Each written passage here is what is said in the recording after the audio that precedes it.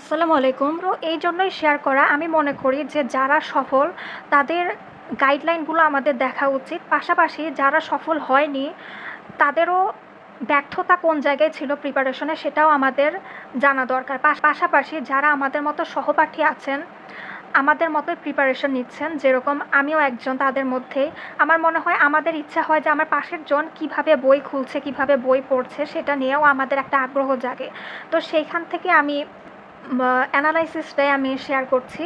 আর যদি ভিডিওটি ভালো না লাগে তাহলে স্কিপ করবেন। ধন্যবাদ। আর যদি আপনি নতুন হয়ে থাকেন আমার চ্যানেলটা সাবস্ক্রাইব করবেন আর আমার ভিডিওতে একটি লাইক দেবেন।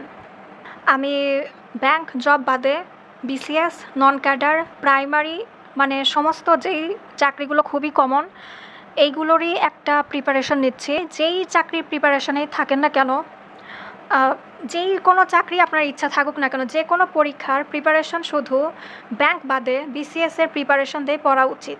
কিসের জন্য? এখন আপনি যদি চান যে আমি একটা 13 থেকে 20 গ্রেডের চাকরি পেলেই খুশি, একটু চিন্তা করবেন যে 13 থেকে 20 গ্রেডের চাকরিতে ঢুকবে কারা। মূলত যারা ভবিষ্যতে ক্যাডার হবেন তারাই কিন্তু এই 13 থেকে 20 গ্রেডের চাকরিগুলো পেয়ে যাবেন। একটা প্রিপারেশনের জন্য একটা স্ট্যান্ডার্ড সিলেবাস হচ্ছে বিসিএসের সিলেবাস। এটা পড়লে সাধারণত অন্যান্য চাকরির পরীক্ষাগুলোর পড়া হয়ে যায়। দেখা যায় যে বিসিএসের সিলেবাসের বাহিরে একটু ডিপ থেকে পড়তে হয়। সেই ক্ষেত্রে আমি মনে করি যে যেখানেই থাকুন, যে অবস্থাতেই থাকুন না কেন, অবশ্যই বিসিএসের প্রশ্ন অ্যানালাইসিস আর বিসিএসের সিলেবাসটা দিয়েই একজন স্টুডেন্টের প্রিপারেশনটা স্টার্ট করা উচিত। এসসির ওয়েবসাইট থেকে বিসিএসের সিলেবাসটা আপনি স্ক্রিনশট নিয়ে নেবেন। চাইলে এটার একটা হার্ড কপিও করে রাখতে পারেন। না, সে যে কীভাবে নিজে নিজে প্রশ্ন অ্যানালাইসিস করব, প্রিপারেশন এক একজন এক একভাবে নিয়ে থাকেন। তো আমি এখানটা একটা জিনিস আমার কাছে মনে হয় যে আপনার যদি 1 বছর সময় থাকে, অর্থাৎ কেউ হয়তো যারা আছেন যারা 49-50 এইরকম বিসিএসগুলোতে অ্যাপ্লাই করবেন, আবার আরেক দল আছেন যারা অনেক সময় পার করে ফেলবেন, যেরকম সময় যদি থাকে 6 মাস বা তারও কম। তো প্রিপারেশনটা কেমন হওয়া উচিত এটা ডিপেন্ড করে এক একটা মানুষ এক একভাবে পড়াকে নিতে পারে সেটার উপর। তো অবশ্যই যেই জিনিসগুলো কাছে রাখা দরকার ফরজ, সেটা আমি মনে করি যে বিসিএসের একটা লিখিত পরীক্ষার প্রশ্ন ব্যাংক। তো অবশ্যই এরকম একটা প্রশ্ন ব্যাংক রেখে দেওয়া উচিত। এটা হচ্ছে শুধু রিটেনের জন্য তা না, প্রিলি পরীক্ষাতেও অনেক কাজ করে। আর অবশ্যই যে জিনিসটা আমি ফরজ মনে করি একটা হচ্ছে বিসিএসের বিগত সালের প্রশ্ন ব্যাংক। আর অন্যান্য চাকরির পরীক্ষাগুলো আমি পড়ে আসছি, আমার মেইন টার্গেট কিন্তু বিসিএসের সিলেবাস দিয়েই পড়া। জিনিস আমি খুবই অ্যাভয়েড করে চলার চেষ্টা করি, সেটা হচ্ছে যারা প্রথমবার বিসিএস পরীক্ষায় বসবেন, প্রিলি পরীক্ষা দিবেন, প্লিজ কাইন্ডলি আমার কাছে মনে হয় যে ডাইজেস্ট দিয়ে একটা প্রিপারেশন শুরু না করাই উচিত। যেই 2-4 জন অনলি ডাইজেস্ট পড়ে যারা পাস করবেন তাদের সংখ্যা কিন্তু খুব বেশি না। কিছু বান্দা আছেন যারা গোলে মালে তালে ছক্কা মেরে একটু পাস করবেন ডাইজেস্ট পড়ে, কিন্তু প্রিপারেশনটা যদি প্রথম হয় আমি মনে করি এটা কখনোই অ্যাপ্রিসিয়েট করার মতো না যে তারা পড়া শুরুই করবেন ডাইজেস্ট দিয়ে। যদি এটা ফার্স্ট টাইম হয় অবশ্যই একটা মূল বই শুরু থেকে শেষ পর্যন্ত পড়ার চেষ্টা করা উচিত, একটা গোটা মূল বইটা আমি মনে করি। যেটা বলছিলাম যে প্রিপারেশন যদি থাকে 1 বছর, তো সেই ক্ষেত্রে কী করতে পারি, আমি সবসময় একটা জিনিস অ্যাপ্রিসিয়েট করি যে কোনো চাকরি হোক, আমি মনে করি দুনিয়ার যে প্রান্তে যে কোনো চাকরি হোক, বিসিএসের বিগত সালের প্রশ্ন দিয়ে আমাদের পড়া স্টার্ট করা উচিত। এখন আমি আমার জায়গা থেকে বলি, আমি যখন বিসিএসের বিগত সালের প্রশ্ন দিয়ে পড়া শুরু করেছিলাম তখন আমার মধ্যে তখন ফার্স্ট একটা ট্রমা কাজ করে যে এইগুলো আমার পক্ষে মনে রাখা সম্ভব না। একটা জিনিস ব্যাখ্যা আকারে পড়লে, গল্প আকারে পড়লে এই জিনিসগুলো তুলনামূলক অনেক বেশি মনে থাকে, যার কারণে আমি অনেকবার বিগত সালের প্রশ্ন বইটা বের করেছি, আবার তুলেও দিয়েছি। আমার কাছে খুব ভয় লাগতো পড়তে প্রথম। বিশেষ করে যদি বলি বাংলা সাহিত্য, ইংলিশ সাহিত্য, এগুলো মনে হয় যে এক একটা কোডের মতো, এক একটা সাহিত্যের নাম একটা কাব্যগ্রন্থ, কোনটা কাব্যগ্রন্থ কোনটা সাহিত্য, এগুলো মাথায় ধরতে চায় না। যারা বলছি যাদের কাছে এখন পর্যন্ত 1 বছর সময় আছে অথবা 8 মাস থেকে 10 মাস পর্যন্ত সময় আছে, তারা হচ্ছে জব সলিউশন বলতে বিসিএসের বিগত সালের প্রশ্নতে পড়া স্টার্ট করতে পারেন। আর যদি আপনার কাছে মনে হয় যে আমার আসলে ব্যাখ্যা পড়তে ভালো লাগছে না, আমি মূল বইতে পড়া স্টার্ট করতে চাই কারণ এগুলো আমার কাছে অনেক প্রেশার মনে হচ্ছে, মাথায় ঘিজিবিজি লাগছে, সেই ক্ষেত্রে আপনি যদি চান যে একটু আরও গল্প আকারে একটু ডিটেলস জেনে যদি আপনি পড়তে চান, সেক্ষেত্রে আমার মনে হয় যদি টাইম থাকে আপনার কাছে, আপনি একটা মূল বই নিয়ে বসতে পারেন। যেরকম আমার কাছে আছে প্রফেসরসের আন্তর্জাতিক বিষয়াবলী, আপনার কাছে যে কোনো বই থাকুক সমস্যা নেই, MP3 থাকুক, তারপর আরও অনেক। আমি ফার্স্টে একটা কাজ করতে পারেন যে হাতে 2-3 মাস সময় নেবেন, ঠিক এক একটা সাবজেক্টের পিছনে যেরকম বাংলাদেশ বিষয়াবলী 10 দিন, আন্তর্জাতিক 7 দিন, হ্যাঁ, তারপর বিজ্ঞানের জন্য 7 দিন, এরকম সাবজেক্ট ওয়াইজ একটা টাইম ভাগ ভাগ করে নেবেন। একটা হালকা রিডিং দিয়ে পড়াটা স্টার্ট করতে পারেন। এখানে দেখুন, আমি হয়তো অনেক আগে পড়েছিলাম যখন আমার মাথায় জব সলিউশন ঢুকতে যেত না, কিন্তু এখানে দেখুন যে যেই প্রশ্নগুলো এই বইটা ধরেন আমি রিডিং পড়েছিলাম, তারপরে যেটা করবেন যে এই যে পেছনে দেখবেন যে সালের প্রশ্ন আছে, যেরকম এখানে আছে বিসিএস পরীক্ষার প্রশ্ন, তারপর এখানে আছে পিএসসি ও নন ক্যাডারের অন্যান্য পরীক্ষার প্রশ্ন।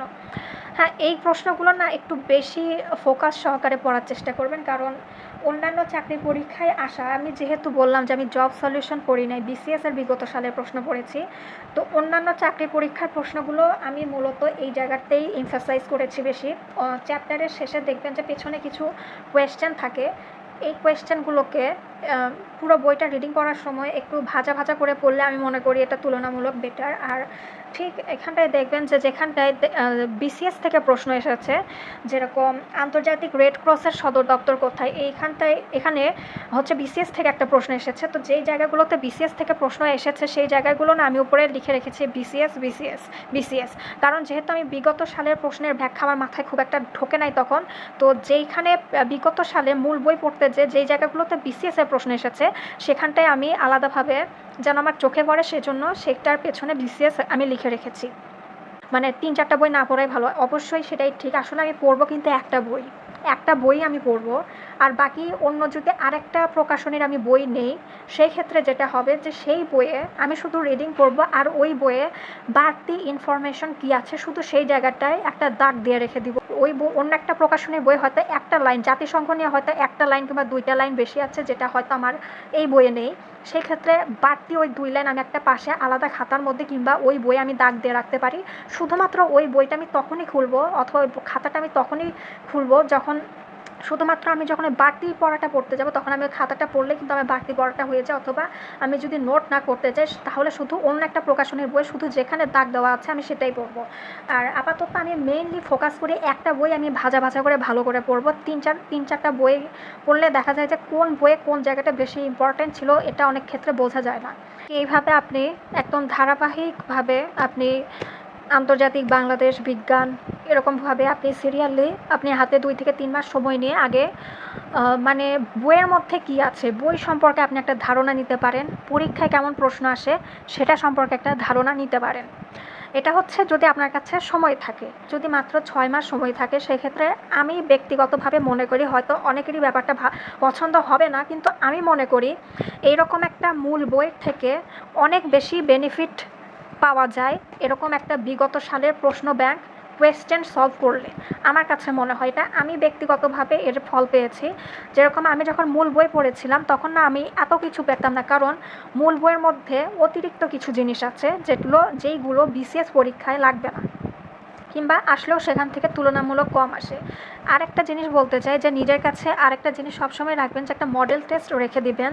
এটাই বলতে চাচ্ছিলাম যে আমি যখন মূল বই পড়তাম তখন না আমি মডেল টেস্ট দিয়ে খুব একটা ইমপ্রুভ করিনি, কিন্তু আমি যখন বিগত সালের প্রশ্ন অ্যানালাইসিস করে পড়া শুরু করলাম তখন দেখলাম যে হ্যাঁ, এখন মডেল টেস্ট দিয়ে আলহামদুলিল্লাহ আমার তুলনামূলক আগে যতটা জঘন্য অবস্থা ছিল তার থেকে ইমপ্রুভ হয়েছে।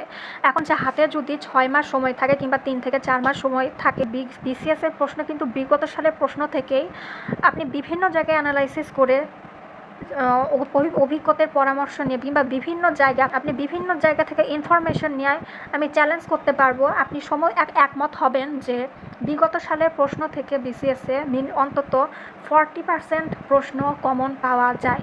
তো সেই ক্ষেত্রে আমি মনে করি হাতে যদি খুবই অল্প সময় থাকে বিগত সালের প্রশ্নকে জোর দেওয়া তুলনামূলক ভালো।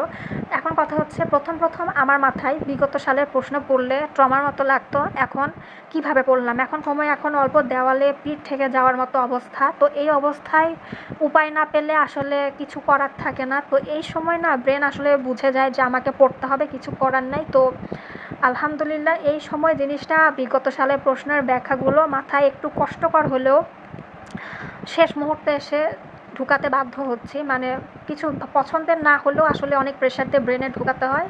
আর এটার বেনিফিট আমি তুলনামূলক বেশি পেয়েছি। আর বিগত সালের প্রশ্নের জন্য বলতে গেলে আমার বিসিএসের জন্য প্রিসেপ্টরসের বইটা আমার খুবই পছন্দের। মডেল টেস্ট অবশ্যই দিবেন, দিয়ে দেখবেন আপনার স্ট্রং জোন কোনটা আর উইক জোন কোনটা। আমি এতক্ষণ বিসিএসের প্রিপারেশনের কথা এই জন্যই বললাম, কারণ আমরা কেউ বিসিএসের প্রিপারেশনে যখন যাই তখন ফাঁকিবাজি করে আসলে সফল হওয়া যায় না, এটা আমরা সবাই জানি।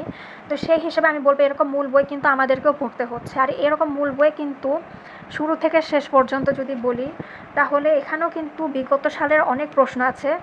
বিশেষ করে আমি জোর দিব যে এই যে বইটা আছে এই বইয়ের এক একটা চ্যাপ্টার শেষে সালের প্রশ্নগুলো একদম ভাজা ভাজা করে পড়তে হবে, কারণ দেখা যায় যে সালের প্রশ্নগুলো থেকেই কিন্তু 13 থেকে 20 গ্রেডের যে চাকরিগুলো হুবহু প্রায় অনেক পরিমাণের প্রশ্ন কমন পাওয়া যায়। পাশাপাশি একটু তুলনামূলক ডিপ থেকে পড়তে হবে। অন্যান্য নন ক্যাডারের যে চাকরির পরীক্ষাগুলো যে প্রশ্নগুলো আছে সেই প্রশ্নগুলো আপনারা দেখতে পারেন।